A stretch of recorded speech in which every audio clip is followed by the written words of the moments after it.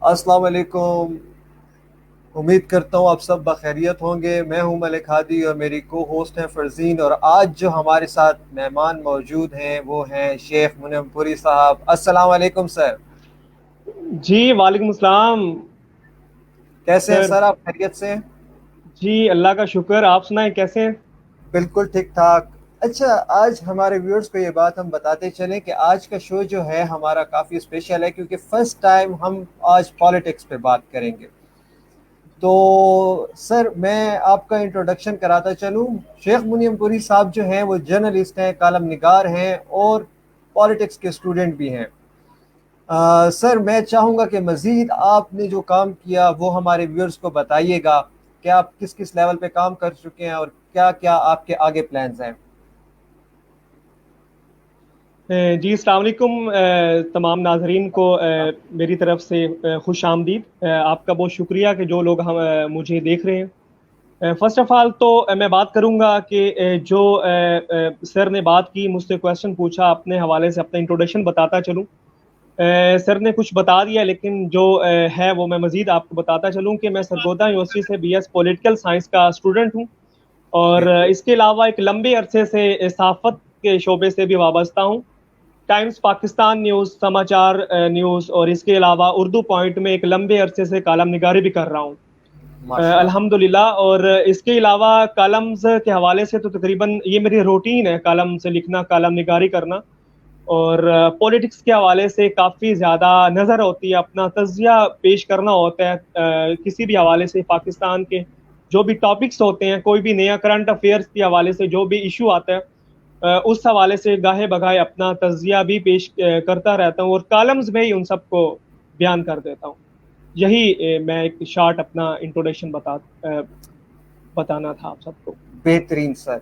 अच्छा सर, बगैर कोई टाइम वेस्ट किए हम अपने पहले क्वेश्चन की तरफ जाएंगे। जैसा कि हमारा टॉपिक है पीटीआई गवर्नमेंट के 2 साल। आप जी जी। अपना रिव्यू पेश कीजिएगा कि पीटीआई गवर्नमेंट ने पिछले 2 साल में क्या अच्छे काम किए, क्या ऐसे काम जो उनको नहीं करने चाहिए थे वो किए, and how all these things are going.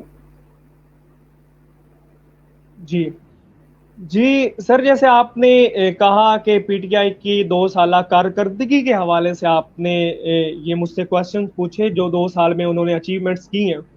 तो बिल्कुल। सबसे पहले तो मैं अपनी ये राय दूंगा कि 2 साल में पीटीआई की हुकूमत को, जो अवाम को इस हुकूमत से तवक्कुआत थी, उस हद तक तो अगर मैं ये बताता चलूं कि जितनी तवक्कुआत थी हुकूमत से पाकिस्तान के अवाम को, उस हद तक तो हुकूमत शायद वहां तक नहीं पहुंच सकी, लेकिन इस हुकूमत में बहुत अच्छे काम भी हुए हैं। लेकिन अगर ओवरऑल देखा जाए पब्लिक इंटरेस्ट के हवाले से, जो पब्लिक की डिमांड थी, जो बेसिक नीड्स थी, उस हवाले से तो मेरा मेरा नहीं ख्याल कि हुकूमत ने उनकी डिमांड्स पूरी की हैं। आप ये देखें कि इन 2 सालों में पीटीआई की हुकूमत ने, पीटीआई के इन 2 सालों में पाकिस्तान में कितने पाकिस्तान को बहरानों का सामना रहा है। बेशक वो आटे का बहरान ले लें, अब बेशक वो चीनी का बहरान ले लें, या वो बेशक पेट्रोल का बहरान ले लें, अब बेशक वो तवानाई का बहरान ले लें, अद्वियात का बहरान ले लें, किसी भी हवाले से इन बहरानों में ही घिरे रहे हैं ये। लेकिन ये 2 साल, इससे हटके अगर हम अच्छे कामों की तरफ देखें, तो मैं हमेशा से ये पॉइंट ऑफ व्यू देता हूँ कि हुकूमत जितने भी अच्छे काम कर ले, जो उसके, जो वो चाहती है कि वो, अगर वो ये समझती है कि उसने अच्छे काम किए भी हैं, लेकिन जब तक वो पब्लिक की बेसिक नीड्स को पूरा नहीं करेगा, जैसे मैंने आपको अभी कहा है कि चीनी का बहरान, जितने भी अभी तक बहरान आए हैं, ये सब पब्लिक की बेसिक नीड्स हैं। इन पे हुकूमत अभी तक कोई खातिर खा कारकर्दगी नहीं दिखा सकी। इसलिए अगर हम ओवरऑल देखें कि हुकूमत की कारकर्दगी कैसी रही है, वो मैंने आपको बता दिया है कि अवामी तवक्कुआत से बिल्कुल हट के ये रही है। क्योंकि बिल्कुल। खान साहब से पाकिस्तानी अवाम को बहुत ज्यादा तवक्कुआत थी, लेकिन उन तवक्कुआत पे अभी तक इन 2 सालों में खान साहब पूरा नहीं उतरे। अब देखते हैं कि अगले 3 साल कैसे रहते हैं, ये वक्त आने पे ही पता चलेगा। राइट। सर, नॉर्मली हमारे लोग क्योंकि बहुत जल्दी हम उकता जाते हैं गवर्नमेंट से कि गवर्नमेंट कुछ नहीं कर रही है एंड ऑल। क्या आप सोचते हैं कि ये उन सब चीज़ों का भी कसूर है या फिर खान साहब ने हमें ख्वाब बहुत बड़े दिखा दिए थे? जी, आपने जो अभी बात की है कि खान साहब ने ख्वाब बहुत दिखा दिए, सबसे बड़ी बात ही यही है। क्योंकि अच्छा। खान साहब, क्योंकि पाकिस्तान, इसमें कोई शक नहीं है कि जो आवाम चाहती थी 73 ईयर्स में अवाम को वो नसीब नहीं हुआ। खान साहब अभी तक 73 ईयर्स में बेशक कोई भी हुक्मरान आया, नवाज शरीफ साहब आए हैं, जुल्फिकार अली भुट्टो साहब आए हैं, जो भी आया, अवाम की बेसिक नीड्स में अभी भी खला बाकी है। इसलिए अवाम ये चाहती थी, जैसे हम देखते हैं डेवलप्ड स्टेट को देखते हैं, उस तरह पाकिस्तान नहीं है। पाकिस्तान एक डेवलपिंग स्टेट है। पाकिस्तान के साथ चाइना आज़ाद हुआ, बाकी हम मुल्कों को देखते हैं तो वो डेवलप्ड स्टेट है। तो इसलिए पाकिस्तान जब देखता है कि पाकिस्तान की अवाम जब देखती है कि हमें 73 सालों में जो उनकी तवक्कुआत थी हमें वो नहीं मिला, या पाकिस्तान उस लेवल तक नहीं गया, तो इसलिए पाकिस्तान के अवाम ने ये सोचा इस दफा क्यों ना आजमाया जाए, एक नई जमात को आजमाया जाए। वो जिस तरीके से भी आए वो एक अलग बात है, लेकिन पाकिस्तान के अवाम ने ये चाहा और उनको वोट दिए, और उनकी तवक्कुआत थी खान साहब से। इसलिए हम ये कह सकते हैं कि अवाम ने इनसे बहुत ज्यादा तवक्कुआत लगाई थी, जो वो चाहते थे कि उनकी बेसिक नीड्स को पूरा किया जाए। तो अभी तक खान साहब उनकी तवक्कुआत पे पूरा नहीं उतरे, ये बहुत ज्यादा डिसपॉइंट किया अभी तक खान साहब ने। तो सबसे बड़ा जो पहलू आता है वो तवक्कुआत का ही आता है। तो इसलिए अभी तक तवक्कुआत खान साहब से जो आम की थी वो अभी तक पूरी नहीं हुई। तो शायद ये बहुत बड़ी वजह है जो आपने अभी कहा है। राइट सर, जिस तरह खान साहब की गवर्नमेंट में अच्छी चीज़ें भी हैं, बुरी चीज़ें भी हैं, लेकिन मैं अपने प्लेटफॉर्म से हमेशा ये चाहता हूँ कि एक अच्छी बात हमारे प्लेटफॉर्म से लोगों तक जाए। तो जो पॉजिटिविटी खान साहब ने इसराइल को एक्सेप्ट ना करके दिखाई है, उस पर आपका क्या व्यू है कि क्या इसराइल को एक्सेप्ट ना करना खान साहब की बहुत बड़ी गलती हो सकता है या बहुत बड़ा प्लस पॉइंट हो सकता है? क्या उम्मत मुस्लिमा में सिर्फ एक लीडर बन के उभरेंगे अब खान साहब, या क्या इसके इम्पैक्ट क्या होंगे अगले 10, 20, 30 सालों में? जी, आपका क्वेश्चन बहुत अच्छा है। इस हवाले से आप देखें कि खान साहब का, अगर मैं खान साहब की अभी इस हवाले से पॉलिसी के ऊपर बात करूं तो आप अंदाजा लगाएं कि ये बहुत अच्छा पॉइंट है। अगर पाकिस्तान के हवाले से हम इसराइल को देखें तो खान साहब ने ये क्लियर ये बात कर दी थी कि पाकिस्तान इसराइल को कभी तस्लीम नहीं करेगा। हमारी बहुत सी जमातें हैं हमारे मुल्क में जो खान साहब के ऊपर यहूदी एजेंट का इल्जाम लगाती रहती हैं, तो मैं इस चीज का हमेशा खिलाफ रहा हूँ। हमें ऐसे इल्जामात से अवॉइड करना चाहिए, क्योंकि वो एक मुहब्बे वतन पाकिस्तानी है। उन्होंने पाकिस्तान के लिए बहुत अचीव किया है, बहुत कुछ अचीव किया है। आप बेशक वर्ल्ड कप की बात कर लें, वो एक अलग बात है, लेकिन अगर हम इसराइल की बात करें तो इसराइल के हवाले से खान साहब की जो पॉलिसी है या जो खान साहब ने अभी बयान दिया है वो पाकिस्तान के बहुत से अवाम की और पाकिस्तान के बहुत से तबके की ख्वाहिश है, और वो चाहते हैं कि ऐसा ही हो, पाकिस्तान इसराइल को कभी भी तस्लीम ना करे। अब इसका सबसे बड़ा एक जो पॉइंट है वो ये है कि हमारे जो कायद थे, कायद आज़म मोहम्मद अली जना, उन्होंने तो ये बात क्लियर कट कह दी थी कि जो इसराइल है वो मगरिब की नाजायज औलाद है। अब ये देखें कि ये जो उनकी स्टेटमेंट थी ये बहुत बड़ी स्टेटमेंट थी। तो इसलिए हम उस बयान को भी लेके अगर बात करें और खान साहब के आज के बयान की बात करें, ये जो अभी तक पाकिस्तान की पॉलिसी रही है इसराइल को एक्सेप्ट ना करने की, तो ये बहुत अच्छी बात थी कि पाकिस्तान इसराइल को तस्लीम नहीं किया। और इससे हटके एक और बात भी आती है कि पाकिस्तान नजरिए की बुनियाद पे बना। पाकिस्तान दुनिया में वाहिद मुल्क था इस्लामिक स्टेट्स में, अगर देखा जाए तो ये नजरिए की बुनियाद पे बना है। तो इसलिए अगर पाकिस्तान इसराइल को तस्लीम कर लेता है तो फिर उस नजरिए का फायदा नहीं रहता, उस दो कौमी नजरिए का फायदा नहीं रहता। तो इसलिए मेरा यही ख्याल है कि ये बहुत अच्छा पॉइंट है खान साहब का, और इस हवाले से इन्होंने एक दबंग किस्म का अपना स्टांस लिया है, और इस हवाले से अपना जो राय थी वो पाकिस्तानी कौम के सामने रखी है कि पाकिस्तान इसराइल को कभी भी तस्लीम नहीं करेगा। राइट। और सर मेरा अगला जो इस क्वेश्चन का हिस्सा था वो ये था कि इम्पैक्ट क्या होगा अगले 10 से 15 सालों में, क्योंकि अगर आप देखें तो सऊदी अरब ने जो है काइंड ऑफ एक्सेप्ट किया उसको और वो चीजें चलती रही। सो एक क्या नया ब्लॉक बनने जा रहा है वो? अगर हम इस्लामिक ब्लॉक्स की बात करें वो तो ऑलरेडी, इसमें कोई शक नहीं है, जैसे हमें क्लियर नजर आ रहा है, उस पर भी मैं बात करता हूँ। लेकिन उससे पहले आपने ये क्वेश्चन किया कि अगर पाकिस्तान इसराइल को तस्लीम नहीं करेगा तो इसका लॉन्ग टाइम के लिए 10-15 सालों के लिए क्या इम्पैक्ट पड़ेगा। आप खुद देखें कि हम इसराइल को तस्लीम नहीं किया तो हमें इसका कोई नुकसान नहीं हुआ, किसी हवाले से नुकसान नहीं हुआ, अभी तक हमने कोई नुकसान नहीं उठाया कि हमने इसराइल को तस्लीम नहीं किया। उस वक्त भी बहुत से अरब मुल्क थे जिन्होंने सफारती ताल्लुकात इसराइल से बहाल किए हुए थे, लेकिन पाकिस्तान उस वक्त भी इसराइल को तस्लीम नहीं किया हुआ था, पाकिस्तान के ऊपर इतना खास असर नहीं पड़ा था। तो उस चीज को मद्देनजर रख के अगर हम बात करें कि पाकिस्तान के ऊपर मजीद अगर आने वाले सालों में कोई असर पड़ सकता है, तो मेरा नहीं ख्याल कि पाकिस्तान के ऊपर कोई खारजा पॉलिसी के ऊपर असर पड़ेगा। अगर पाकिस्तान कोई ब्लॉक बनाता है तो उसके ऊपर असर पड़ेगा। अगर हम एक न्यू इस्लामिक ब्लॉक की बात करें तो जो हमें नजर आ रहा है और जो हमें दिखाया जाता है या बताया जाता है, जो मैंने इस चीज को अपना एनालिसिस किया, तो इसमें कोई शक नहीं कि मलेशिया, टर्की, ईरान और पाकिस्तान तकरीबन आपस में खान साहब के दौर में काफी क्लोज हो चुके हैं। तो इसीलिए ये इन मुल्कों में जितने भी ममालिक आते हैं, मतलब इस 4-5 जो जितने भी ममालिक हैं, तो इसमें कोई मुल्क भी ऐसा नहीं है जिसने अभी तक इसराइल के साथ इतने गहरे ताल्लुकात बनाए हों या इसराइल को तस्लीम किया हो। अगर हम बात करें कि कुछ लोग कहते हैं कि ईरान ने इसराइल को तस्लीम किया था, तो ईरान ने इसराइल को उस वक्त तस्लीम किया था जब उसमें 1979 में ईरानी इनकलाब आया था, तो उससे पहले ईरान ने इसराइल को तस्लीम किया था। उसके बाद से ईरान के इसराइल के साथ जो ताल्लुकात थे वो बिल्कुल कट ऑफ थे।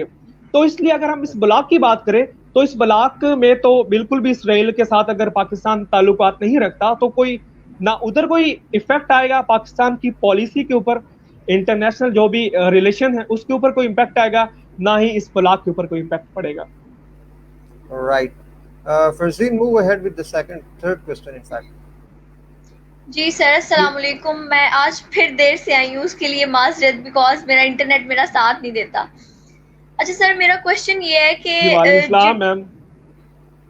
जी सर, मुनीम भाई, मेरा क्वेश्चन ये है कि जीडीपी ग्रोथ हमारी डाउन होती जा रही है, तो अकॉर्डिंग टू यू पाकिस्तान पे इसके क्या इफेक्ट्स हैं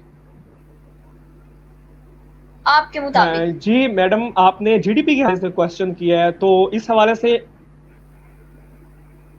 जी पाकिस्तान की जीडीपी या किसी भी मुल्क की हम जीडीपी लें तो उसका जो नेशनल इकोनॉमी होती है, जो नेशनल सिचुएशन होती है इकोनॉमी के लिहाज से या कारोबार के लिहाज से या किसी भी लिहाज से, हम डेवलपमेंट के लिहाज से देखें तो इसका काफ़ी असर होता है पाकिस्तान की इकोनॉमी के ऊपर, पाकिस्तान के किसी भी मुल्क की इकोनॉमी के ऊपर। तो अगर हम पाकिस्तान की जस्ट बात करें तो आप देखें कि पाकिस्तान की जो सबसे ज़्यादा जो जीडीपी था, पाकिस्तान की तारीख अगर उठा के देखें तो वो 1970 में पाकिस्तान की जो जीडीपी थी वो 11 पॉइंट समथिंग थी, तो वो पाकिस्तान की सबसे ज्यादा जीडीपी थी। अब इससे क्या था, उस वक्त पाकिस्तान के हालात भी ज्यादा बेहतर नहीं थे, लेकिन इससे ये था कि उस वक्त अगर पाकिस्तान के हालात, अगर इकोनॉमिकली हम हालात देखें तो वो बेहतर थे, लेकिन बाकी लॉ एंड ऑर्डर की सिचुएशन उस वक्त इतनी ज्यादा बेहतर नहीं थी। अगर हम ईस्ट पाकिस्तान को देखें, वेस्ट पाकिस्तान को देखें, उस वक्त हालात काफी ज्यादा सिचुएशंस खराब थी। तो उस वक्त जो जीडीपी थी वो क्यों हमारी बेहतर थी, क्योंकि हमारे इकोनॉमिकली हालात बहुत बेहतर थे, हमारे रोजगार के जो मौके थे जो उस वक्त की गवर्नमेंट ने दिए थे वो बेहतर थे। अगर हम इस वक्त करंट सिचुएशन की बात करें, अगर हम जो पिछली हुकूमत मियां मोहम्मद नवाज शरीफ की गुजरी, अगर हम उसकी बात करें तो जब मियां साहब ने हुकूमत संभाली थी 2013 में, तो उस वक्त जो जीडीपी की सिचुएशन थी पाकिस्तान की वो 4.5 समथिंग थी, लेकिन जब मियां साहब ने इक़्तिदार छोड़ा तो जी 5.6 if I am not wrong, अगर मैं गलत हूं तो मुझे आप करेक्ट कीजिएगा। जी वो जब मियां साहब ने हुकूमत छोड़ी थी उस वक्त वो 5.6 थी और समथिंग थी, लेकिन जब उन्होंने संभाली थी वो उस वक्त 4.5 जैसे मैंने आपको कहा है। बिल्कुल। अगर हम मौजूदा सिचुएशन देखें, मौजूदा हालात को देखें, तो मौजूदा हालात में हमारा जो जीडीपी रेट है वो मतलब माइनस में चला गया। अब देखिए कि हमारा जीडीपी माइनस में क्यों गया। अब ये पाकिस्तान की तारीख में पहली दफा माइनस में नहीं गया, ये पाकिस्तान की तारीख में पहली दफा, पहले भी 1-2 दफा हमारा माइनस में गया, लेकिन आप देखिए कि यकदम ही माइनस में चले जाना, 5.5 से जंप लगा के नीचे माइनस में चले जाना, तो इससे हम ये देख सकते हैं कि मुल्क के इकोनॉमिकली हालात काफी डैमेज है। मुल्क में रोजगार के हवाले से हालात बेहतर नहीं है। आप बेशक किसी भी हवाले से देख लें, आप इंटरनेशनल इन्वेस्टमेंट के हवाले से देख लें, आप यहाँ पे रोजगार के हवाले से देख लें। कुछ दिनों पहले हुकूमत के वजीर थे, मुझे उनका शायद नाम माइंड स्किप कर रहे हैं, उन्होंने बाकायदा खुद कहा कि इस वक्त लाखों जो लोग हैं वो बेरोजगार हो चुके हैं। इससे ये सिचुएशन भी पड़ सकती है कि कोविड की वजह से हमारी इकोनॉमी के ऊपर काफी इम्पैक्ट पड़ा, जिससे हमारी जो जीडीपी रेट था वो काफी डाउन हुआ और जो लोग काफी थे वो बेरोजगार भी हुए। लेकिन हम अगर जो कोविड था वो मार्च में आया, लेकिन अगर हम उससे पहले की देखें तो उस वक्त में हमारा जो जीडीपी रेट था वो 1 पॉइंट समथिंग पे ही चल रहा था। इसलिए अगर हम बात जीडीपी की तो इस वक्त इस हुकूमत में हमारे जो हालात हैं इकोनॉमिकली वो ज्यादा स्टेबलाइज नहीं है। तो सर आप क्या ओके सर, तो सर आप क्या कहना चाह रहे हैं, मतलब पीटीआई की गवर्नमेंट इकोनॉमी को लेकर उस तरीके से नहीं चला सकती जिस तरह पीएमएलएन गवर्नमेंट ने चलाया, या फिर आप ये कहना चाह रहे हैं कि हालात क्योंकि साजगार नहीं है इस वजह से हम नेगेटिव की तरफ चलेंगे? क्योंकि एक जी आवाज आ रही है सर? जी आवाज आप सुन पा रहे हैं मुझे? जी हम सुन पा रहे हैं सर। सर मैं ये कह रहा हूँ कि अभी एक बंदे ने एक मैम ने यहाँ कमेंट किया है कि जीडीपी इज -0.4, तो इसका क्या इम्पैक्ट होगा आगे? क्योंकि आप मुझे ये भी बता दीजिए कि क्या पीएमएलएन गवर्नमेंट बेहतर थी इकोनॉमी को लेके चलाने में पीटीआई गवर्नमेंट से, या पीटीआई गवर्नमेंट को ऐसा क्या मसला दरपेश आ गया कि अचानक से नेगेटिविटी में चीजें जाने लगी?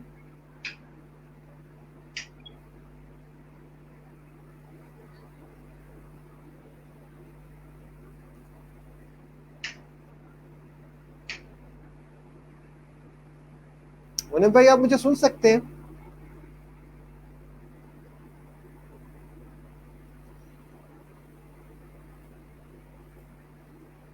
मुझे लगता है मुनीम भाई का कोई ना कोई प्रॉब्लम आ गया इंटरनेट में, जिसकी वजह से वो हमें सुन नहीं सकते।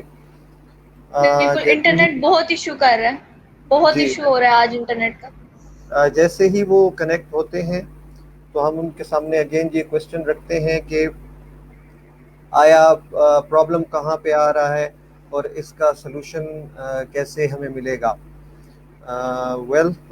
कुछ टाइम में वो हमें ज्वाइन करेंगे।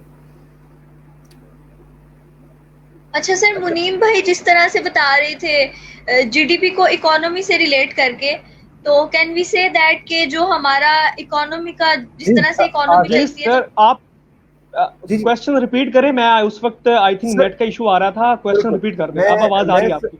मैं सर ये कहना चाह रहा हूँ कि क्या आप ये कह सकते हैं कि पीएमएलएन गवर्नमेंट की बेहतर पॉलिसीज थी, उनकी पॉलिसीज का बेहतर इम्पैक्ट था, जिसकी वजह से हमारी जीडीपी 5.6 तक जाके उन्होंने वहाँ पे सस्टेन भी किया? और क्या वजूहात ऐसी हैं कि इमरान खान साहब की गवर्नमेंट को क्या ऐसे चैलेंजेस दरपेश हैं कि -0.4, जिस तरह एक खातून ने यहाँ पे कमेंट किया जीडीपी इज -0.4, क्या आप समझते हैं इसके वजूहात क्या हैं? क्या इमरान खान साहब के पास वो चलाने वाली पॉलिसी नहीं बन पा रही कि जिसकी वजह से हम इतना पीछे आ रहे हैं, या फिर कोरोना की वजह से, या उससे पहले हम 1 पे थे? तो क्या वजूहात है सर प्लीज? जी सर, सबसे जो मैटर करता है किसी भी हुकूमत के लिए, किसी भी सिस्टम को चलाना, वो उनकी पॉलिसीज होती हैं। तो पॉलिसी मेकिंग में बहुत खला है इस वक्त मौजूदा हुकूमत को लेकर। मौजूदा हुकूमत पॉलिसी मेकर्स जो हुकूमत के हैं, जो पॉलिसी मेकिंग करते हैं या पॉलिसी बनाते हैं, वो पॉलिसी या तो ठीक तरीके से बना नहीं रहे, या ये हो सकता है कि इनके पास वो जो पॉलिसी मेकर्स होते हैं वो इस काबिल नहीं है कि वो पॉलिसी बना सके। आप खुद अंदाजा लगा लें कि पाकिस्तान तहरीक इंसाफ की हुकूमत में इस वक्त जब उन्होंने हुकूमत संभाली थी, तो उस वक्त जो हमारे वजीर खजाना थे वो असद उमर साहब थे, लेकिन किसी तरीके से उनको हटा दिया गया, वो एक अलग बात है। फिर उनकी जगह पे रिप्लेस किया गया वजीर खजाना हफीज शेख को। तो आप खुद अंदाजा लगा लें, ये हफीज शेख वही हफीज शेख है जो जरदारी दौर में वजीर खजाना थे। तो अब इन बातों से हम दो बातें हस कर सकते हैं, या तो उस हुकूमत में जो पॉलिसी थी या माइशत थी वो वजीर खजाना साहब जो हफीज शेख साहब थे वो बहुत अच्छे तरीके से चला रहे थे, या हम ये बात ले सकते हैं कि इनके पास ऑप्शन ही यही बचा था कि ये हफीज शेख को लगाते ताकि जो इकॉनमी गिर रही है उसको कुछ ना कुछ स्टेबलाइज किया जा सके। तो ये बार आना जाना लोगों का इस हुकूमत में मुसलसल लगा रहा है, और ये भी एक बहुत बड़ी बात हो सकती है कि किसी को टिकने ही नहीं दिया गया।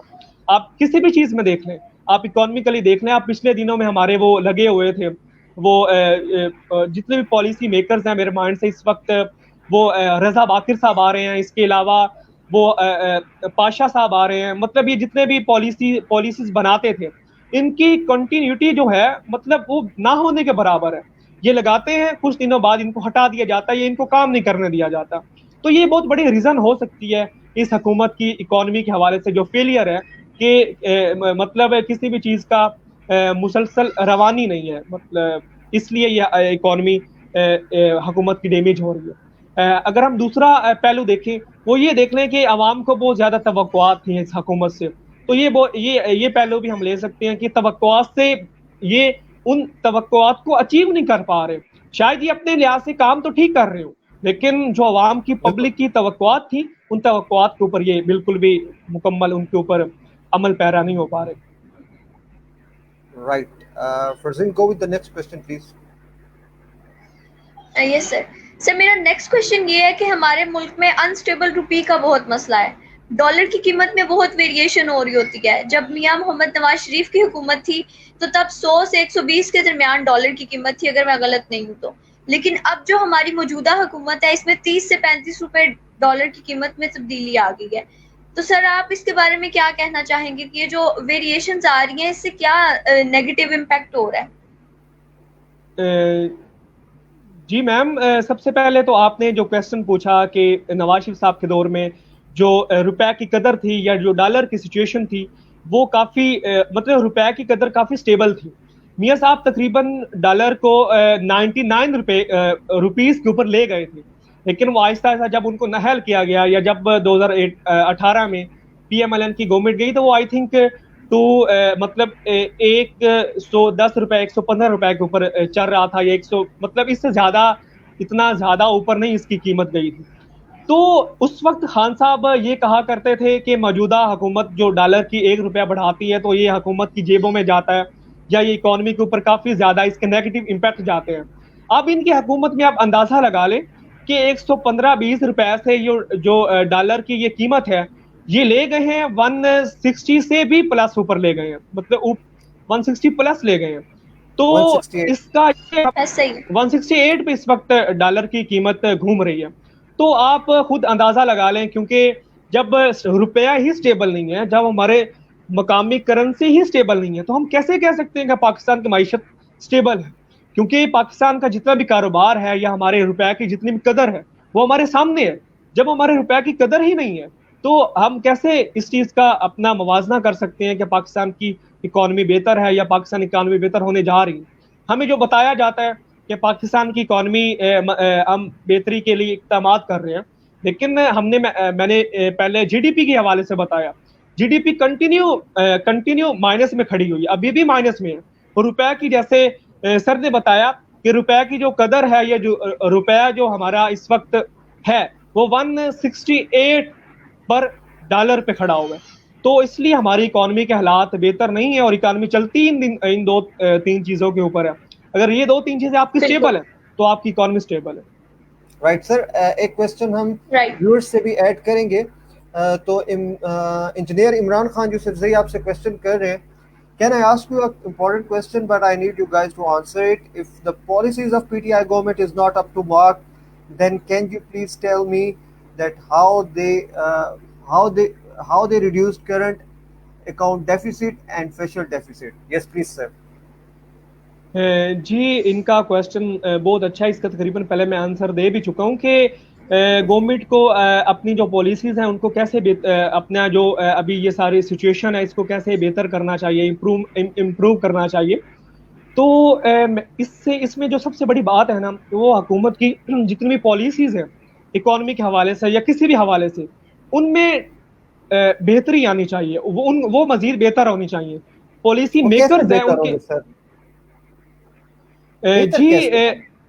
इसमें यही है कि जो पॉलिसी मेकर्स हैं या जो पॉलिसीज बनाते हैं, उनकी जो मुसलसल उनको ये जो इस हुकूमत में अभी तक रिवाज रहा है कि एक को लगाते थे, फिर उसको चलने ही नहीं दिया जाता था, उसे किसी बेस पे हटा दिया जाता था और बिल्कुल। उसकी जगह किसी दूसरे को रिप्लेस कर दिया जाता था।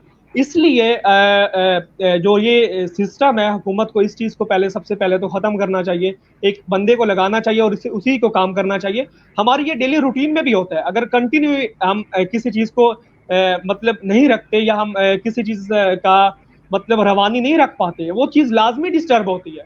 तो ये मेन पहलू है हुकूमत की जो भी इकोनॉमी के हवाले से सिचुएशंस हैं या जो भी उनकी पॉलिसीज हैं जो वो बनाते हैं, उनमें नाकामी है। तो ये सबसे बड़ा फेलियर है हुकूमत का। Right. The next question is from Ahmad. Uh, if exporters are going very well, imports are going low and low, then why value of dollar going high and high and rupiah going low and low? So this is an important question as well. ये क्या reason है फिर sir? मतलब इनके questions ये है कि मतलब डॉलर की कीमत बढ़ती जा रही है, लेकिन हमारी जो एक्सपोर्ट्स हैं वो कम होती जा रही हैं। बिल्कुल। जी इनका क्वेश्चन बहुत अच्छा है। आप देखें कि हमारे यहाँ जो होता है, जब डॉलर था, स्टेबल था हमारे मुल्क में, ठीक है, हमारे रुपए की कदर मतलब ठीक थी, हमारा रुपया अच्छी हालत में था। उस वक्त हमारा जो इकोनॉमी थी, एक्सपोर्ट्स थी, वो बढ़ती जा रही थी। आप देखिए इस वक्त हमारी एक्सपोर्ट्स नहीं बढ़ रही, लेकिन डॉलर बढ़ता जा रहा है। तो इसमें ये बिल्कुल। नहीं है, क्योंकि हमने तो इंटरनेशनल लेवल पे देखना होता है। International right. लेवल पे आप देखें, हमारी जो इंटरनेशनल ट्रेड होती है, हमें उस चीज को देखना होता है। वहां पे हमारे रुपए की कदर कम हो रही है, इसलिए हमारी राइट। जो एक्सपोर्ट्स हैं वो डाउन हो रही हैं। जब रुपए की कदर हमारी इंक्रीज होगी, बेहतर होगी, तो उस वक्त ऑटोमेटिकली हमारी जो एक्सपोर्ट्स हैं वो भी बेहतर होंगे और वो भी बढ़ेंगे। राइट। सर हम अगले क्वेश्चन की तरफ चलेंगे और वो ये है कि कोविड के कितना नुकसान हुआ है पाकिस्तान को, क्योंकि पाकिस्तान की इकोनॉमी ऑलरेडी बहुत ज़्यादा डेंटेड थी, फिर आपके बिजनेसेस बंद हो गए, काफ़ी ज़्यादा कंपनीज बैंकक्रप्ट हो गई। पाकिस्तान कहाँ पे अब स्टैंड कर रहा है? इस कोविड से कैसे निकलेगा? क्योंकि कोविड में भी इश्यूज काफ़ी ज़्यादा आ गए, स्कूल्स बंद हैं, तो काफ़ी सारे स्कूल्स में टीचर्स को निकाल दिया गया है, लोग बेरोजगार हो गए हैं। पाकिस्तान क्या करेगा इस सब सिचुएशन में?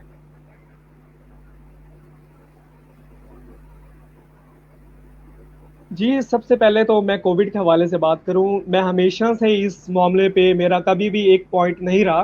मैं हमेशा से इस इशू पे कंफ्यूज रहा हूं। आप देखें कि कोविड की सिचुएशन जब ईद उल फितर थी, उस वक्त पाकिस्तान में लॉकडाउन खोला गया। उस वक्त बिल्कुल। पाकिस्तान में जो कोविड की सिचुएशन थी, जो केसेस थे वो बहुत ज्यादा इंक्रीज कर चुके थे।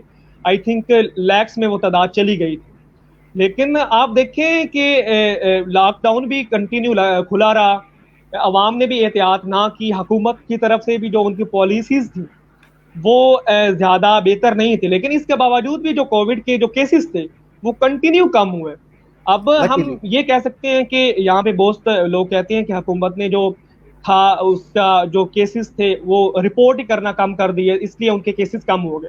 लेकिन हम या अगर टेस्टिंग अपनी भी डेली कम हो रूटीन में सकती देखें, है, या हम और भी अपना काफी फील्ड पे सारी ये चीजें। चीज को रियलिटी को देखें। मैं इस वक्त जंग से हूँ, और जंग में अगर मैं राइट। सिचुएशन फील्ड पे देखूं, अपना जो सर्कल है उधर आसपास देखूं, तो इस वक्त मुझे कोविड का कोई पेशेंट्स भी नजर नहीं आ रहा। राइट। ग्रेट। लॉकडाउन भी खुला है, इसके अलावा अवाम एहतियात भी नहीं कर रही। और इसके अलावा अगर हम देखें कि हुकूमत की जो पॉलिसी, हुकूमत भी बिल्कुल खामोश हो गई, लेकिन कोविड का कोई केस भी सामने नहीं आ रहा, ना ही डेथ हो रही है। तो इसलिए मैं हमेशा इस मामले में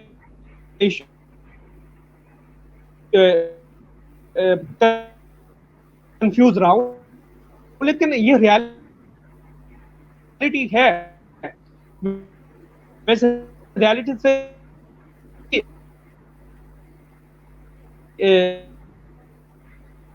इनकार नहीं। सर आप नहीं कर आपकी सकता। आवाज लेकिन थोड़ी सी कट रही है। जिस तरीके से इसको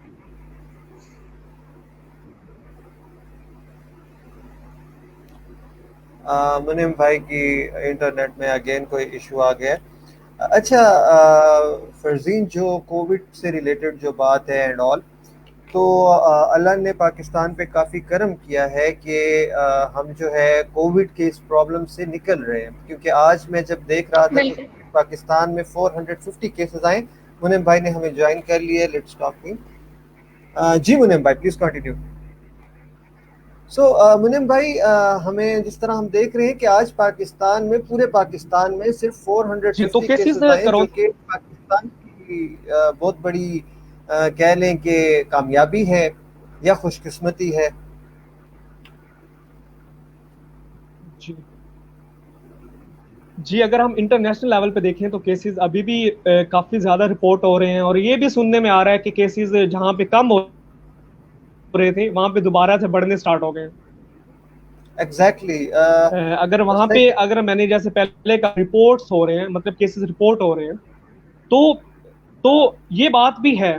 लेकिन अगर हम पाकिस्तान की बात करें, ग्राउंड रियलिटी की बात करें, तो यहाँ पे हमें आसपास कोई ऐसा मरीज नहीं नजर आ रहा कोरोना का, ना ही हमें डेथ नजर आ रही है कि कोई कोरोना से जिसकी हलाकत हुई हो।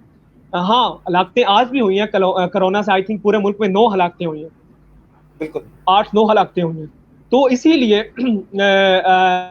ये काफी ज्यादा इस मामले में हम कंफ्यूज हैं अभी तक। मैं इसके हवाले से अगर ये भी कह दूं पाकिस्तान अचीव किया है, तो मैं ये भी नहीं कह सकता कि पाकिस्तान अचीव किया, क्योंकि हुकूमत की पॉलिसीज हम सबके सामने थी। हुकूमत ने लॉकडाउन तक नहीं लगाया, हुकूमत ने अवाम को एहतियात के हवाले से जो अपनी पॉलिसीज बनानी थी वो भी नहीं बनाई। लॉकडाउन के हवाले से अपना जो लाहे अमल था, हुकूमत हमेशा से इस मामले में कंफ्यूज रही। खान साहब कभी कोई बयान देते थे, कभी कोई बयान देते थे, लेकिन इसके बावजूद भी पाकिस्तान में कोरोना इस हद तक खत्म हुआ है, तो इसके मामले में हम कोई हतमी राय दे नहीं सकते। राइट।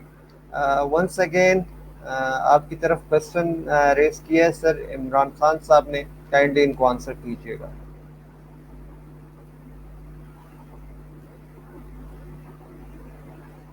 मजे की बात एक ये है कि हम आज इमरान खान साहब की 2 मिनट में बात कर रहे हैं, और यहाँ हमारे दोस्त इमरान खान यूसुफ जई हमसे क्वेश्चंस पे क्वेश्चंस किए जा रहे हैं। So that's something very much good for us.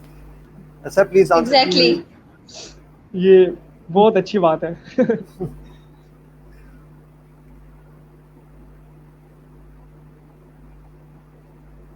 Sir please इनके क्वेश्चन का आंसर कीजिए, फिर हम आगे चलें। जी, आप क्वेश्चन करें।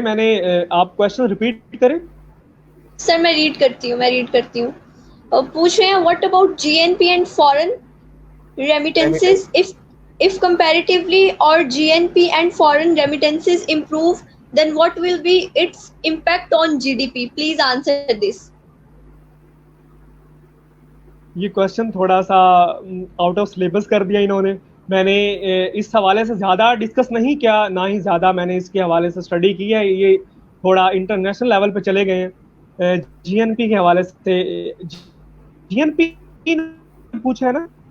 जी बिल्कुल, जी जी जी।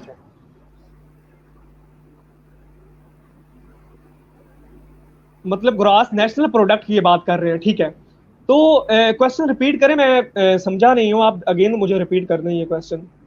जी मैं शो कर देता हूँ।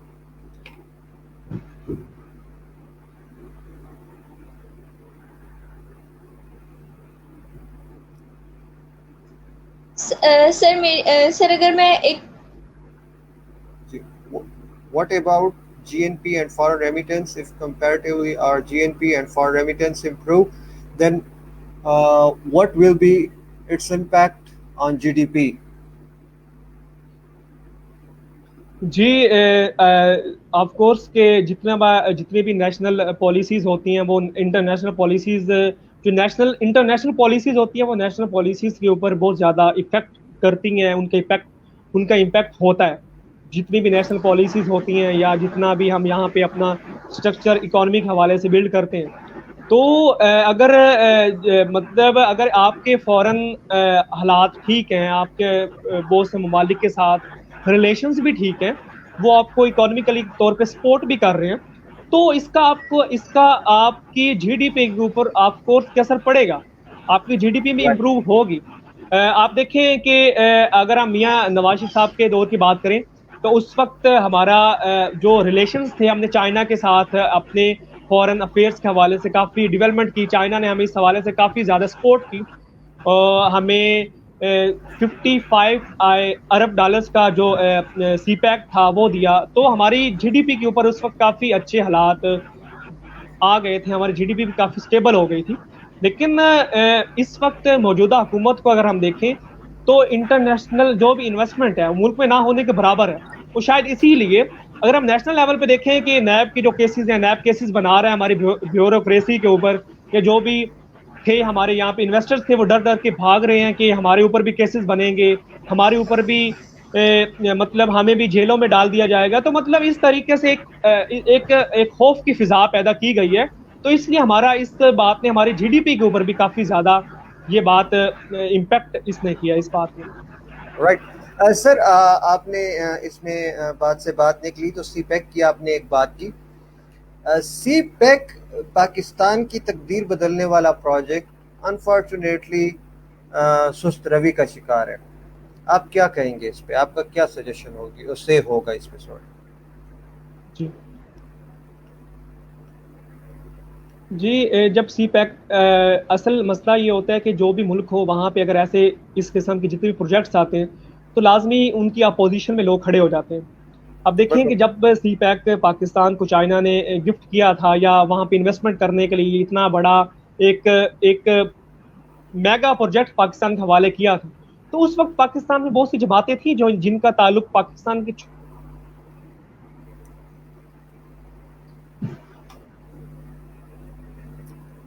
छोटे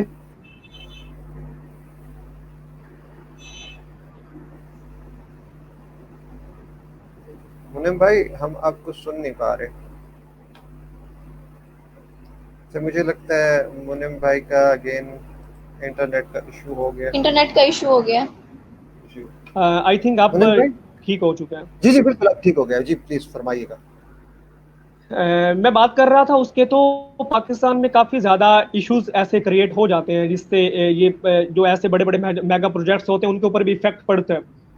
जैसे मैं बात कर रहा था पीएमएलएन के दौर में जब ये अनाउंस हुआ इसका, तो पाकिस्तान की छोटी जमातें जिसमें मैं उनका नाम ले लेता हूँ, एएनपी थी या इस तरह की जो भी जमातें थी, बलूचिस्तान में कुछ जमातें थी, उनको इसके ऊपर एतराज़ात थे।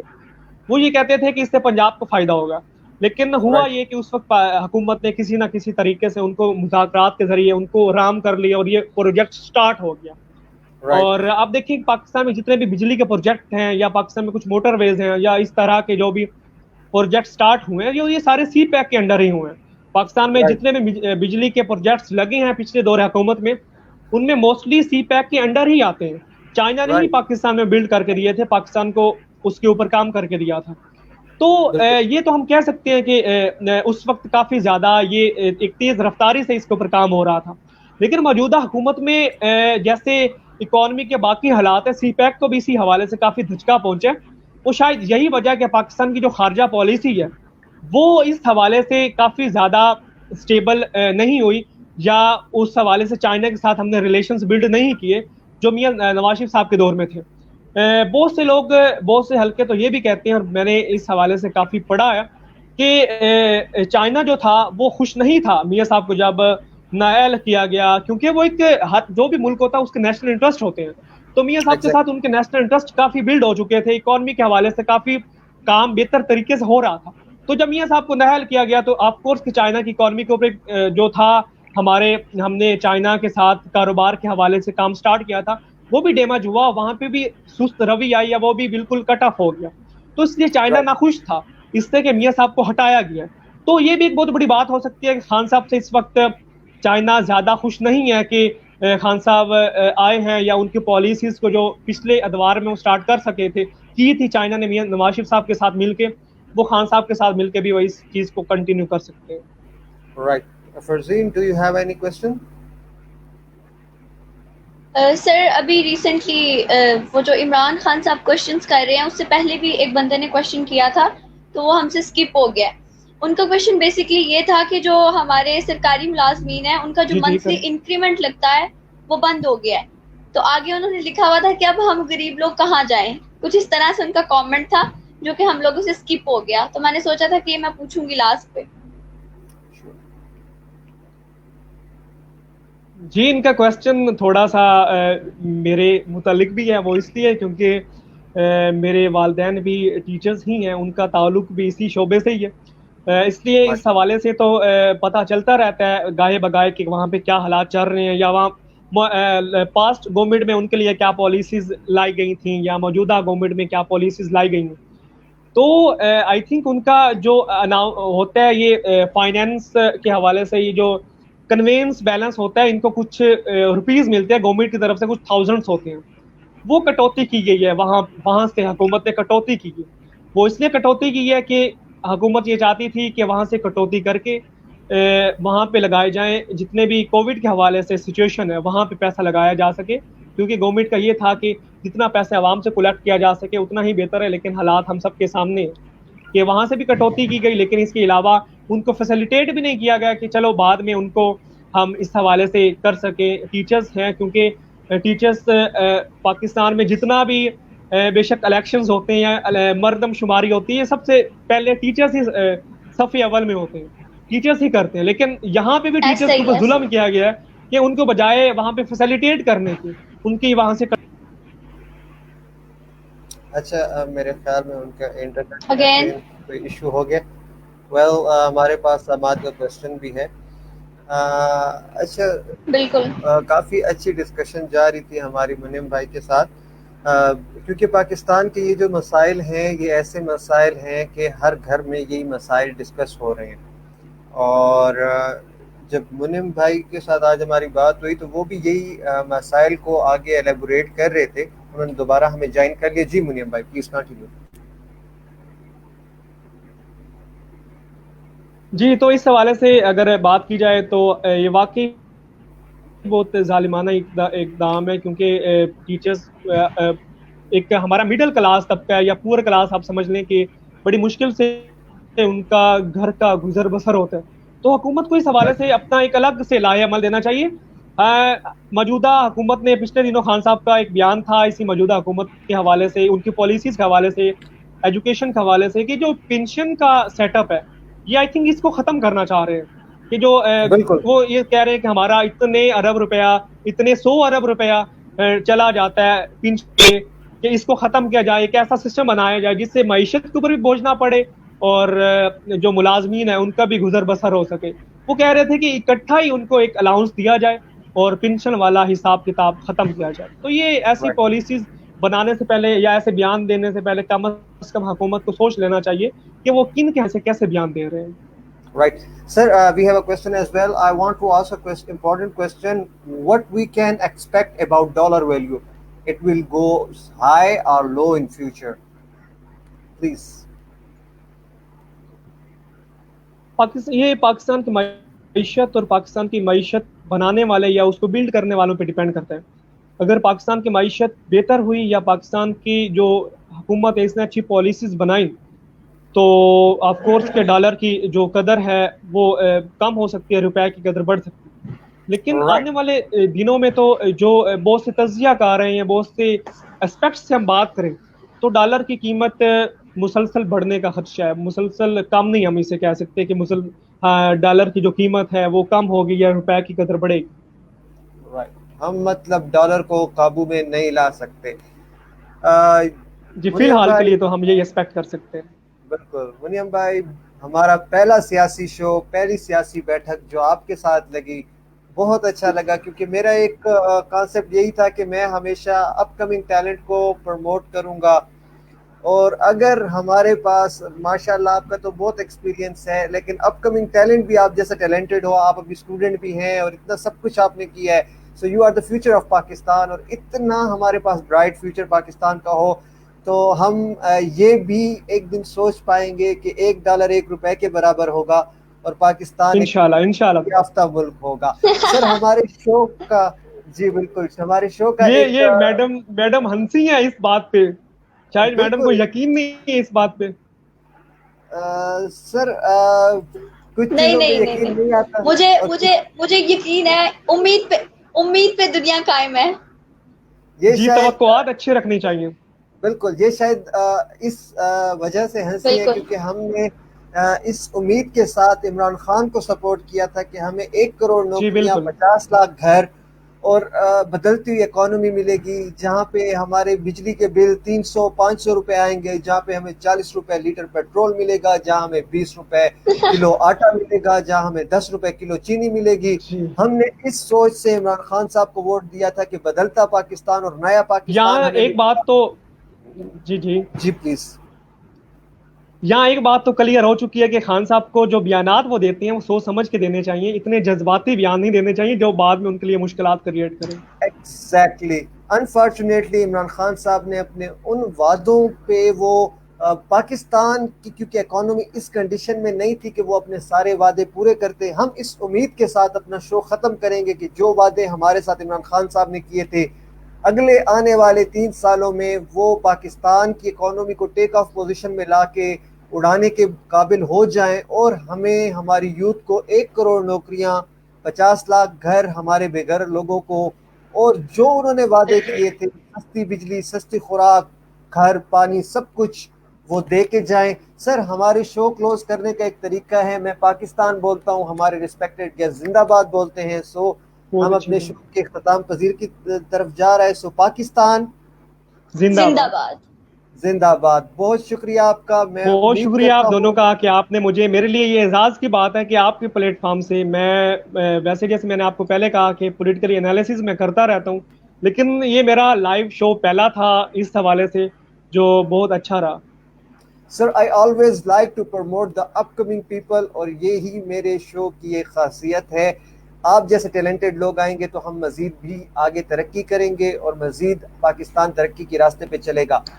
इंशाल्लाह। सब व्यूअर्स अपना बहुत ख्याल रखिएगा। देखने के लिए बहुत शुक्रिया। एक नए एपिसोड में एक नई शख्सियत के साथ, एक नए अपकमिंग टैलेंट के साथ हम हाजिर होंगे। सर, आपका कोई मैसेज हो तो प्लीज फिर हम शो इख्तिताम करें। मेरा मैसेज ये है कि पाकिस्तान का जो स्पेशली यूथ है, या पाकिस्तान के जितने भी हम लोग कह सकते हैं, पाकिस्तानी कह सकते हैं, जो वोट की ताकत है वो बहुत बड़ी ताकत है। अगर हम वोट ज़ाया करेंगे अपना, अगर हम वोट अपनी बिरादरीज़म पे देंगे, अगर हम वोट अपना पैसे की बेस पे देंगे, अगर हम वोट बिरयानी की बेस पे देंगे, जो हमारे साथ अभी तक होता है, इसलिए हमें वोट की ताकत को समझ, हमें आइडियालॉजी के ऊपर वोट देना चाहिए। जो आपकी आइडियालॉजी है आप उसके ऊपर वोट करें, जो आप किसी को बेहतर समझते हैं आप वोट करें, आप वोट लाजमी करें। मेरा ये पैगाम पाकिस्तान के यूथ के लिए है, और इसके अलावा जितने भी पाकिस्तानी हैं उनके लिए पैगाम है कि वोट बहुत बड़ी ताकत है, उसको आप कभी भी ज़ाया ना करें। इंशाल्लाह हम कभी वोट को ज़ाया नहीं करेंगे। सब व्यूअर्स अपना बहुत ख्याल रखिएगा। अगली एपिसोड में एक नई शख्सियत के साथ हम हाजिर होंगे। उम्मीद है आपको ये प्रोग्राम भी पसंद आया होगा। सपोर्ट कीजिए, करते रहिएगा हमें। इंशाल्लाह हम आपको ज़रूर अगले प्रोग्राम में मिलेंगे। Thank you so very much. अल्लाह हाफ़िज़। Thank you sir, thank you ma'am. Okay, अल्लाह हाफ़िज़।